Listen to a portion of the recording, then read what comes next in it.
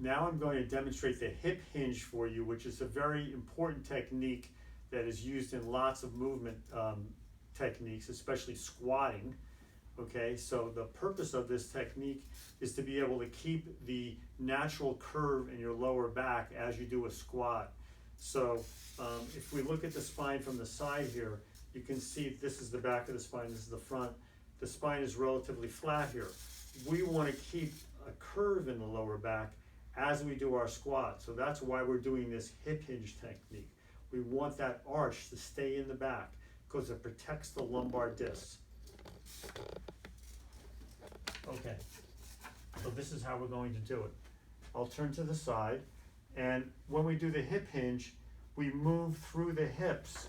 We keep the back arched, and the whole upper part of the back will move as one piece. Okay, you want to think of it as almost lifting your buttocks up in the air and moving from the hip socket right here. You're bending forward from the hip socket as opposed to doing this. When I bend forward from here, this is really not very good for my back to be flexing it like that. So what I'm going to do is I'm going to put my hands on my hips and I'm going to bend forward, keeping my back straight, but lifting with the lower part of the buttocks so that my back arches as I move forward. And as I do that, if I do it just right, you can feel some tension in the hamstring muscles because you're stretching them. I'll come back up. I'll let the hips come through this way when I come back up.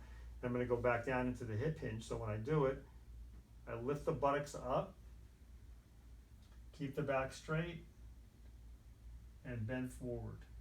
And I'm feeling that this part of the buttocks is lifting to the ceiling, and I feel a stretch in the hamstring muscles.